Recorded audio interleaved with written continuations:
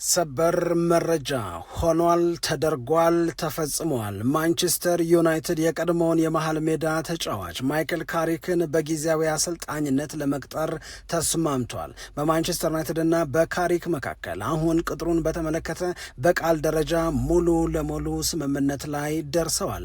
የፊታችን ቅዳሜ በጉጉት የሚጠበቀውን የዩናይትድንና የሲቲን ጨዋታ የመጀመሪያ ጨዋታው አድርጎ በአሰልጣኝነት ማንቸስተር ዩናይትድን እየመራ ወደ ሜዳ ሲገባ ካሪክን እናያለን።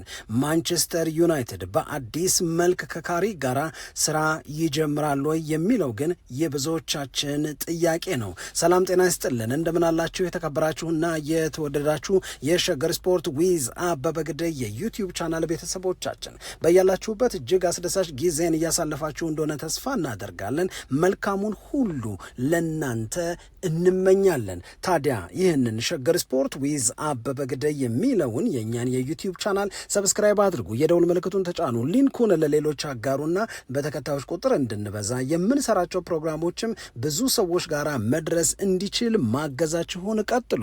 እስካሁን ላበረታችሁን አቅም፣ ጉልበት፣ ድጋፍ ለሰጣችሁን በሙሉ የላቀ ምስጋናችን ይድረሳችሁ እንላለን። ከልብም እናመሰግናለን። የማይክል ካሪክ ቅጥር ሆኗል። አሁን ሙሉ ለሙሉ ሊባል በሚችል የቃል ስምምነት ላይ ደርሰዋል። ዛሬ ካሪክ በካሪንግተን ተገኝቶ ከነ ዊሎክስ ጋር የመጨረሻውን የሀሳብ ልውውጥ አድርጎ ማንቸስተር ዩናይትድም ራሱ ካሪክም ይሁን ብለዋል። መጪዎቹን ጊዜያቶች እስከ ውድድር ዓመቱ ማብቂያ ድረስ አብረው ለመዝለቅና ማይክል ካሪክ የጊዜያዊ አሰልጣኝነት ኃላፊነቱን እንዲረከብ ነው ስምምነቱ። ሁላችንም እንደምናስታውሰው በዘንድሮ የውድድር ዓመት ማንቸስተር ዩናይትድ ከሩበን አሞሪም ጋር የተሻለ የውድድር ዓመትን ለማሳለፍ ተስፋ አድርጎ ነበር። ተሰናባቹ አሰልጣኝ አሞሪምም ቃል የገባው ይሄ የውድድር ዓመት የደስታ በጣም ብዙ ተስፋ ሰጪ ነገሮች የሚታዩበት ማንቸስተር ዩናይትድ ወደሚገባው የክብር ደረጃን እንዲመለስ ከፍተኛ ስራ የሚሰራበት ይሆናል ተብሎ ተጠብቆ ነበረ። ያለፈው የውድድር ዓመት መጨረሻ ጨዋታ ላይ ማንቸስተር ዩናይትድ አስቶን ቪላን ሲያሸንፍ አሞሪም በስቴዲየም ለነበሩ ጨዋታውንና ክስተቱን በቴሌቪዥን ለምንከታተል ለኛ በግልጽ የተናገረው የመካስ ዓመት ይሆናል ብሎ ነበር። እናም ማንቸስተር ዩናይትድ በክረምት የተጫዋቾች የዝውውሩ መስኮት ክፍት በነበረበት ጊዜ ከግብ ጠባቂው ሴኒ ላሜንስ አንስቶ ማቲያስ ኩኛ፣ ብሪያን ኤምቤሞ እንደዚሁም ደግሞ ቤንጃሚን ሼሽኮ አይነት ተጫዋቾች ዩናይትድን እንዲቀላቀሉ ተደረገ። ባለፈው የውድድር ዓመት በዩናይትድ ቤት ውስጥ የነበረውን የገዘፈ ጎል የማስቆጠር ችግር ለመቅረፍ ሲባል ማንቸስተር ዩናይትድ አብዛኛውን ትኩረቱን በማጥቃት እንቅስቃሴ ላይ ባሉ ተጫዋቾች ዝውውር ላይ አደረገ። እናም አሞሪምና ማንቸስተር ዩናይትድ በመቸገር የውድድር ዓመቱን ጀመሩ። ከዛ ደግሞ የመስተካከል ምልክትን አሳዩ። በጣም ብዙ ወጣ ገባ ነገሮችም ሲስተናገዱ ነበረ። ነገር ግን በአሞሪምና በማንቸስተር ዩናይትድ ባለስልጣናት መካከል ስምምነት መጥፋት ጀመረ። የስምምነት መጥፋቱ መሰረታዊ ምክንያት ተብለው የሚጠሩት ደግሞ ሁለት ነገሮች ናቸው። አንደኛው አሁን በተከፈተው የጥር ተጫዋቾች የዝውውር መስኮት በዝውውር እንዲያግዙት፣ በዝውውር እንዲደግፉት አሞሪም አጥብቆ ይፈልጋል። ማንቸስተር ዩናይትድ ደግሞ የምናደርገው ዝውውር የረጅም ጊዜ እቅዳችንን ከማሳካት አንጻር የሚረዳን ነገር ካለ ነው እንጂ አሁን በችኮላ በስሜት ልንገባበት የሚገባ ዝውውር የለም አሉ። ነገር ግን በጥንቃቄ አይተን ለወደፊቱ ማንቸስተር ዩናይትድን ማድረስ ለምንፈልግበት ደረጃ የሚረዱን ተጫዋቾች ካሉ ያንን ዝውውር እናደርጋለን አሉ። በዚህ አሞሪም ደስተኛ አይደለም። ሁለተኛው አሞሪምና የማንቸስተር ዩናይትድ ሰዎች መካከል ተፈጥሮ የነበረው ችግር ታክቲክን በተመለከተ ነው። ማንቸስተር ዩናይትድ እንዴት ባለው የጨዋታ መንገድ ተጋጣሚዎቹን ይግጠም፣ በባክስሪ በመጫወት ብቻ ነገሮችን ማስተካከል ይቻላል ወይስ ለባክ ፎርም ደግሞ እድል መስጠት ተገቢ ነው የሚለውም ላይ እንደዚሁ የከፋ ክርክር ያደርጉ ወይም ደግሞ በጣም የከፋ የሚባል የሀሳብ ልዩነት ነበራቸው ነው። በኋላ በኒውካስልና በማንቸስተር ዩናይትድ ጨዋታ መካከል የተሞከረው ተስፋ ሰጪ እንቅስቃሴ እንደገና ደግሞ የድል ውጤት አሞሪም በዛው መንገድ እንዲቀጥልበት ተፈልጎ ነበር። አሞሪም ግን ወደ ባክስሪ ተመለሰ። ቀጥሎ በመጣው የዎልቭስ ጨዋታ ነገሮች ተካረሩ። ከዛ በኋላ በሚገርም ፍጥነት ማንቸስተር ዩናይትድ የአሞሪምን ስንብት ሰበር ዜና አድርጎ አወጣው። ስለዚህ ከዛ በኋላ እንግዲህ ዳረን ፍሌቸር ማንቸስተር ዩናይትድን እንዲይዝ ተደረገ። የዳረን ፍሌቸር የሁለት ጨዋታ እድሜ ደግሞ አንድም ከበርንሌ ጋራ በሌላኛው ጨዋታ ደግሞ ከብራይተን ጋራ በኤፍኤ ካፕ ያየነው ሆነ። ስለዚህ ማንቸስተር ዩናይትድ ለውድድር ዓመቱ መጨረሻ ድረስ የሚሆነውን አሰልጣኝ በመምረጥ ሂደት ላይ እንደሚገኝ መሰማት ከተጀመረበት ጊዜ አንስቶ የብዙዎቻችን ግምት የነበረው ምናልባትም በኦልትራፎርድ እየተገኙ የማንቸስተር ዩናይትድን ጨዋታ የሚያዩ ሰዎች ሀሳብ የነበረው ኦሌ ጉናር ሶልሻ በድጋሚ የማንቸስተር ዩናይትድ አሰልጣኝ ሆኖ ሊቀጠር ይችላል ነው። ከዚህ በፊት እንደተደረገው አሁንም ያንኑ መንገድ ማንቸስተር ዩናይትድ ይከተላል። ምክንያቱም ኦሌ ጉናር ሶልሻ ማንቸስተር ዩናይትድን በያዘበት ጊዜ የነበረው የዊኒንግ ፐርሰንቴጅ የከፋ የሚባል መጥፎ የሚባል አይደለም። ስለዚህ ለሱ ተጨማሪ እድል የመስጠት ዝንባሌ መጀመሪያ ላይ በጣም በከፍተኛ ደረጃ ነበረ። ነገር ግን ደግሞ በማንቸስተር ዩናይትድ ባለስልጣናትና በኦሌ ጉናር ሶልሻ በእነዚሁ የዩናይትድ የስራ ኃላፊዎችና በማይከል ካሪክ መካከል በኃላፊነት መውሰድ ዙሪያ ሲነጋገሩ ከኦሌ ጉናር ሶልሻ ምንም ብትሉኝ ማንቸስተር ዩናይትድን ለመረከብ ዝግጁ ነኝ ከሚለው አፕሮች ይልቅ የማይከል ካሪክን ሀሳብ ወደዱት ነው እና ማይከል ካሪክን ደግሞ አነጋገሩት። በድጋሚ ውይይታቸውም ወቅት ከማይከል ካሪክ የሚሰሙት ሀሳብ ማንቸስተር ዩናይትድን በቀሪዎቹ 17 የፕሪሚየር ሊግ ጨዋታዎች ካሪክ ቢመራው ይሻላል የሚል ነገር ሆነ እና ተገለበጠ። ከኦሌ ጉናር ሶልሻ ወደ ካሪክ ተገለበጠ። ደጋፊውም በካሪክ የሚሆነውን ነገር ለማየት ተስፋ አደረገ። ስለዚህ በማንቸስተር ዩናይትድ እና በካሪክ መካከል አሁን ተደረሰ የምንለው ስምምነት በዚህ ሂደት ውስጥ አልፎ የመጣ አንዴ ብቻ ሳይሆን 2-3 ጊዜ በማነጋገር ከካሪክ የሰሙት ሀሳብ ስላሳመናቸው እነ ዊሎክስ እና ኦማር በራዳ የማይከል ካሪክን የጊዜያዊ አሰልጣኝነት ቅጥር እውን ለማድረግ ከጫፍ የደረሱት ይሄንን ሂደት አልፈው ነው። አንዳንድ ነገሮችን እናንሳ። አሁን በዚህ ሰዓት ላይ የማንቸስተር ዩናይትድ እና የካሪክን ስምምነት በተመለከተ ያለው ትክክለኛ መረጃ ምንድን ነው ስንል 2 ነገሮች ወይም 3 ነገሮች መነሳት አለባቸው። የመጀመሪያው ነገር በመርህ ደረጃ ማንቸስተር ዩናይትድ እና ማይከል ካሪክ ተስማምተዋል ነው፣ ቨርባል አግሪመንት ላይ ደርሰዋል። እነሱም ይሁን ብለዋል ዩናይትዶች፣ እሱም ይሁን ብለዋል ተቀብሏል። እንዲህ ነው ብለው የነገሩት ነገር አለ፣ እሱም ደግሞ እንዲህ ቢሆን ብሎ የተናገረው ነገር አለ። ስለዚህ እነሱም ከሱ የተቀበሉት እሱም ከነሱ የወሰደው ነገር በሐሳብ ልዩነት አይደለም የተቋጨው በስምምነት እንጂ። ስለዚህ ምን አደረጉ? ከዚህ የቃል ስምምነት በኋላ አሁን ያለው እውነት ማንቸስተር ዩናይትድም የራሱን ጠበቃ ማይከል ካሪክም የራሱን ጠበቃ ያደርግና የተጻፈ የውል ስምምነት እየተዘጋጀ ነው የሚገኘው። የሁለቱም ወገኖች ጠበቆች የህግ ባለሙያዎች ባሉበት የመጨረሻ የሚፈረመው ሰነድ እየተዘጋጀ ነው። ይሄ የሚፈረመው ሰነድ ደግሞ ተዘጋጅቶ አሁን ያልቃል። ምናልባትም ዛሬ ማምሻው አካባቢ ሌት አፍተርኑን ላይ የማይከል ካሪክና የማንቸስተር ዩናይትድ የፊርማ ስነ ስርዓት ይደረጋል ተብሎ ይጠበቃል። ይሄ እስኪሆን ድረስ ግን የማንቸስተር ዩናይትድ ሰዎች ቀደም ሲል ለመጥቀስ እንደሞከርኩት ዊሎክስ እንደዚሁም ደግሞ ኦማር በራዳ ማይከል ካሪክን በመቅጠር ረገድ ትልቁን ስራ የሰሩት ትልቁን የድርድር ሂደት ያከናወኑት እነሱ ናቸው። ነገር ግን እነዚህ ሰዎች ደግሞ ጎን ለጎን ምን ማድረግ አለባቸው? ሰር ጂም ራትክሊፍ ሀሳቡን እንዲያጸድቁላቸው ይጠብቃሉ። ይሄ እየተጠበቀ ያለ ውሳኔ ነው። ከእሳቸው በተጨማሪ ደግሞ የግሌዘር ቤተሰቦችን ይሁንታም ማግኘት ይኖርባቸዋል፣ ማሳወቅ አለባቸው። እኛም ወደናል ይሁን ማስባል አለባቸው። ስለዚህ እዚህ ሂደት ላይ ነው የሚገኙት የማይከል ካሪክና የማንቸስተር ዩናይትድ የጊዜያዊ የአሰልጣኝነት ቅጥር። ይሄ ሁሉ ሂደት ግን ለነ ራትክሊፍም ለነ ግሌዘርም ለሌሎቹም የማሳወቅ ሂደት ግን ከዛሬ ያልፋል ተብሎ አይጠበቅም። እንደ ዚ አትሌቲክ መረጃ ከሆነ የማይከል ካሪክ የመጀመሪያ የአሰልጣኝነት ጨዋታ የሚሆነው ከሲቲ ጋር የሚደረገው የቀዳሚው የደርቢው ጨዋታ ነው የሚሆነው ነው። ከዚህ በፊት ማይከል ካሪክ ማንቸስተር ዩናይትድን በጊዜያዊነት ለ3 ጨዋታ አሰልጥኖ ያውቃል። ያ ማለት መቼ ነው? ኦሌ ጉናር ሶልሻ በ2021 ሲባረር ከማንቸስተር ዩናይትድ ሲሰናበት ለ3 ጨዋታ ማይከል ካሪክ አሰልጣኝ ሆኖ እንዲሰራ ተደርጎ ነበረ። ከነዚህ በጊዜያዊነት ከሰራባቸው 3 የአሰልጣኝነት ጨዋታዎች ውስጥ 2ቱን አሸንፈዋል፣ በአንዱ ደግሞ አቻ ወጥቷል። በኋላ ራልፍ ራኒክ ማንቸስተር ማንቸስተር ዩናይትድን ሲረከቡ ነው እሱ ተለቆ የወጣው ማንቸስተር ዩናይትድን ማለት ነው። በእርግጥ ራልፍ ራኒክ መጥተው ከመውጣቱ በፊት ለኦሌጎና ሶልሻም የኮቺንግ ስታፍ ሆኖ አገልግለዋል። ለአሰልጣኝ ሆዜ ሞሪኒዮም የኮቺንግ ስታፍ ሆኖ ማንቸስተር ዩናይትድ ቤት ውስጥ መስራቱ ይታወሳል። ስለዚህ እሱ 2018 ላይ ከተጫዋችነት ሪታየር ካደረገ በኋላ ብዙም ሳይቆይ አሁን በጠቀስናቸው አጋጣሚዎች ማንቸስተር ዩናይትድ ቤት ውስጥ በተወሰነ ደረጃ ኮቺንግ ስታፉን ተቀላቅሎ ስራ ሲሰራ ነበር። ከማንቸስተር ዩናይትድ ከተለያየ በኋላ ወደ ሻምፒዮንሺፕ ደረጃ የሚጫወተው ሚድልስብራ ነበር ያቀናው። ያ የሆነው ኦክቶበር 2022 ላይ ነው። ኦክቶበር 2022 ላይ ሚድልስብራን ሲቀላቀል እሱ የተረከበው ሚድልስብራ 21ኛ ደረጃ ላይ ነበር የሚገኘው በሻምፒዮንሺፑ ደረጃ። ከዛ ከማይክል ካሪክ ጋር ሆነው ግን ካሪክ ከ21ኝነት ወደ 4ኛ ደረጃ ይዟቸው የውድድር ዓመቱን ሲያጠናቀቅ በቃ ያኔ ጉድ ነበር የተባለው። ምን አይነት መሻሻል ነው! ከ21ኝነት ወደ 4ኝነት ማለት ነው። ከዛ በቀጣዩ የውድድር ዓመት ወደ ፕሪሚየር ሊግ ለመግባት የሻምፒዮንሺፕ ክለቦች በፕሌይኦፍ ይጫወታሉ እና ከኮቬንትሪ ሲቲ ጋር ደርሶት በግማሽ ፍጻሜው ሚድልስብራ ስለተሸነፈ ወደ ፕሪሚየር ሊግ የማደግ ዕድላቸው አልተሳካም። ነገር ግን ካሪክ ባሳየው ፕሮግረስ የሚድልስብራ ሰዎች በጣም ደስተኛ ነበሩ።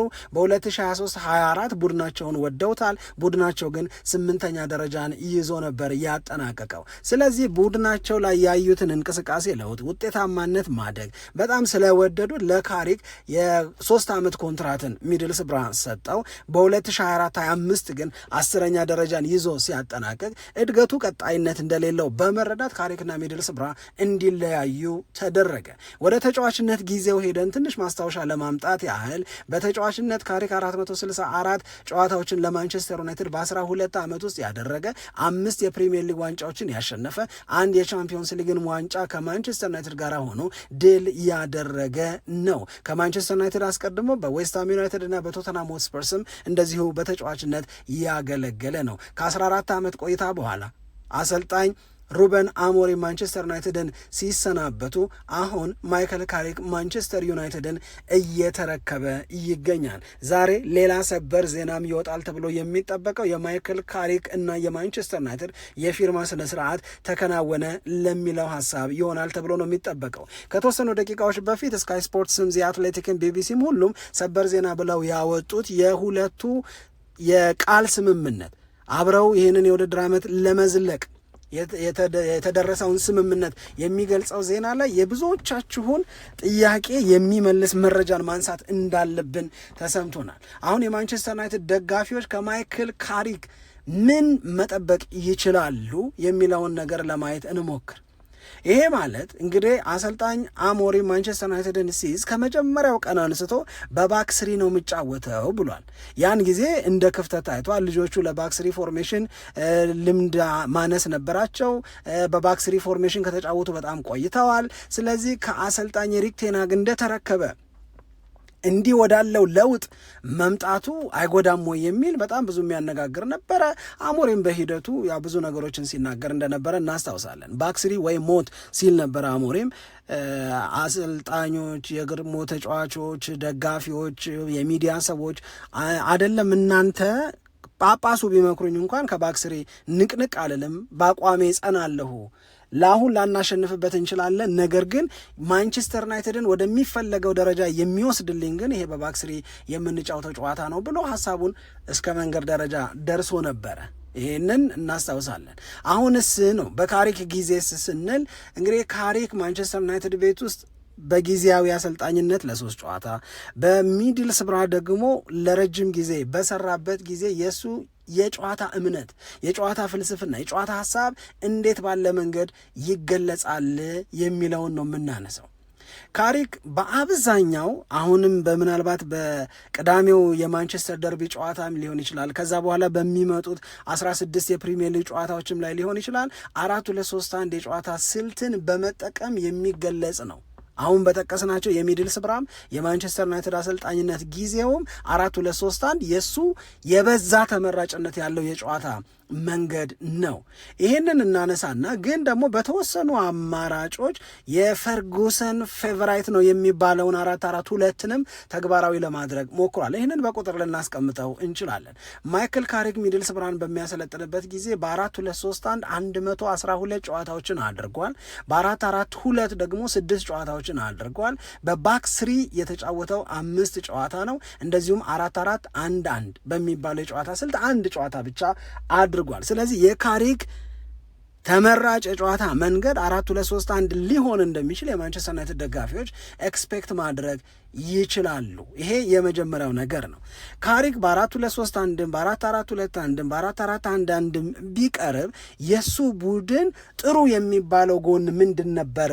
ሚድልስብራ ቤት እያለ ስንል በሚድልስብራ አሰልጣኝነቱ ወቅት በጣም የሃይ ተርኖቨርስን በማስመዝገብ ሚድልስብራ አንደኛ ነበረ። የመጀመሪያው ነገር እሱ ነው። በጣም ፈጣን የሚባል መልሶ ማጥቃትን ፋስት ብሬክስ የምንላቸውን በመተግበርም አሁንም በሚድልስብራ አንደኝነት ይያዛል ቁጥሩ። ነገር ግን ደግሞ በዛው በሻምፒዮንሺፕ ደረጃ በሚወዳደሩበት ጊዜ በጣም ፈጣን የማጥቃት እንቅስቃሴ ዳይሬክት የማጥቃት እንቅስቃሴን በማድረግም ሚድልስብራ ጥሩ ሪከርድ እንዲኖረው ወይም ጥሩ ሪከርድ ካላቸው ክለቦች ተርታ እንዲሳተፍ አድርጎታል ነው። ስለዚህ በማንቸስተር ዩናይትድ ማሰልጣኝነት በጣም ፈጣን የሚባል የመልሶ ማጥቃት ነገር ከካሪክ ቡድን መጠበቅ ይቻላል ማለት ነው። አሁን እንዳልነው ይሄንን 4-2-3-1 የጨዋታ ፎርሜሽንን ኢምፕሊመንት ሲያደርግ ካሪክ ከተጫዋቾቹ በጣም አብዝቶ ከሚጠይቃቸው ነገሮች መካከል አግሬሲቭ የሆነ ፕሬሲንግን ይፈልጋል። የቢልድ አፕ ፕሌውን በሚጫወትበት ጊዜ ደግሞ በትዕግስትን ለረጅም ጊዜ ኳስን ፖሴስ እንዲያደርጉት የዩናይትድ ተጫዋቾችን ይጠይቃል ተብሎ ነው የሚጠበቀው። አንዳንዴ በቢውልድ አፕ ይጀምራል፣ አንዳንዴ ደግሞ ወጣው ስዊች ያደርግና በሎንግ ፓሶች ለማጥቃት ጥረት ሊያደርግ ይችላል። በአጠቃላይ ግን ማንቸስተር ዩናይትድ ከካሪክ ጋር ሆኖ ፈጣን የሚባል የመልሰው ማጥቃት እንቅስቃሴን ተግባራዊ ሲያደርግ ብታዩት አመሉ ነው። የካሪክ ምርጫ እንደዛ ነው። አግሬሲቭ ሆኖ የምር አሁን እንደሚባለው ማንቸስተር ዩናይትድ ፕሬስ የሚያደርግ ከሆነ በብዙ የማንቸስተር ዩናይትድ ደጋፊዎች የሚወደደውን ዩናይትድ በድጋሚ ልናይ እንችላለን። ፖሴሽን ላይ ኳስ ቶሎ እንዳይበላሽባቸው ካደረገ ፍሪኩዌንትሊ በጣም ፈጣን የሚባል መልሶ ማጥቃትን ተግባራዊ የሚያደርግ ከሆነ በማይክል ካሪክና በማንቸስተር ዩናይትድ መካከል የሚኖረው ግንኙነት በመወደድ የሚዘልቅ ይሆናል ነው። በስጋትነት የሚታዩት ነገሮች ምንድን ነው? የሰውየው ፐርሰናሊቲ ነው። የሰውየው ፐርሰናሊቲ ሲባል የማይክል ካሪክ ዝምተኝነት መልበሻ ቤቱ ይፈልጋል የሚባለውን ቁጥጥር ይፈልጋል የሚባለውን ኢንፍሉዌንስ የማግኘት እድሉን አያሳሳውም ወይ የሚል ጥያቄን ያስነሳል። ምክንያቱም ሲበዛ ዝምተኛ ነው። አሰልጣኞች ያለባቸው ባህሪ ያለ በጣም ኢንፍሉዌንስ ማድረግ የሚችሉ ተናጋሪ የሆኑ ቴክኒካል ኤሪያው ላይ ቆመው ቮካሊ መምራት የሚችሉ መልበሻ ቤቱ ላይ ልምምድ ቦታ ላይ የሚጎድሉትን ነገሮች ተናግሮ ተጫዋቾችን ኢንፍሉዌንስ ከማድረግ ጋር ተያይዞ ሊሚቴሽንስ ሊኖሩበት ይችላሉ ነው። በቃ በጣም ይሄ ካልምድ የሆነ ሰው አለ፣ በጣም ዝም ያለ ሰው፣ ረጋ ያለ ሰው። ይሄንን እርጋታ ማንቸስተር ዩናይትድ ይፈልገዋል ወይ? ወይም ማንቸስተር ዩናይትድ ቤት ውስጥ ያለው እውነት እንዲህ ያለውን የተረጋጋ ባህሪ የሚፈልግ ነው ወይስ ተጫዋቾ ተነጋግሮ ሳይታክቱ አውርቶ ተጫዋቾቹን ማሳመን እና ለሚፈለገው የትጋት ደረጃ ማብቃት የቱ ነው የሚፈለገው የቱ ነው የሚጠበቀው የሚለው የሁላችንም ጥያቄ ይመስለኛል። ለማንኛውም ግን ከኦሌ ጉናር ሶልሻር ይልቅ ማንቸስተር ዩናይትድ ማይክል ካሪክን መርጧል። ስምምነት ላይ ደርሰዋል። ቅዳሜ ብቻ ሳይሆን ተከታትለው የሚመጡ በጣም ትልልቅ ጨዋታዎች አሉ። እንግዲህ ካሪክ ለጊዜያዊነት ማንቸስተር ዩናይትድን ለማሰልጠን ሲስማማ በከፍተኛ ደረጃ የሚፈተንባቸው ጨዋታዎች ተከታትለው ይመጣሉ። ማንቸስተር ሲቲን የሚገጥሙበት ጨዋታ አለ። ይሄ በኦልትራፎርድ የሚደረግ ጨዋታ ነው። ከዛ በኋላ ከአርሰናል፣ ከዛ ከፉላም፣ ከዛ ከቶተናም፣ ከዛ ከዌስትሃም ዩናይትድ ጋር የሚደረጉ ተከታታይ ጨዋታዎች አሉ። ማንቸስተር ዩናይትድ በአዲስ መልክ ከማይክል ካሪክ ጋር ህይወትን ቅዳሜ ይጀምራል። ነገር ግን ከዛ አስቀድሞ ለጨዋታው ተጫዋቾችን ያዘጋጃል። አዳዲሶቹ የእሱ የኮችንግ ስታፍስ እነማን ይሆኑ በዝርዝር በኋላ ልንመለስባቸው እንችላለን። ምክንያቱም ጠበቆቹ የተጻፈውን ኮንትራት ካዩ በኋላ የመጨረሻ መደምደሚያ ላይ የሚደረሰው ኮንትራቱ ሲፈረም ነው። ያኔ አዲስ ነገር ደግሞ ይዘን ተመልሰን እንመጣለን። በያላችሁበት እጅግ አስደሳች ጊዜ ማሳለፋችሁን ቀጥሉ። ይህንን ሸገር ስፖርት ዊዝ አበበ ግደይ የሚለውን የእኛን የዩቲዩብ ቻናል ሰብስክራይብ ማድረጋችሁንም አትርሱ እንላለን። ለድጋፋችሁ በጣም አድርገን እናመሰግናለን። ሰላም ለእናንተ ይሁን። ኢትዮጵያ ለዘለዓለም ትኖር።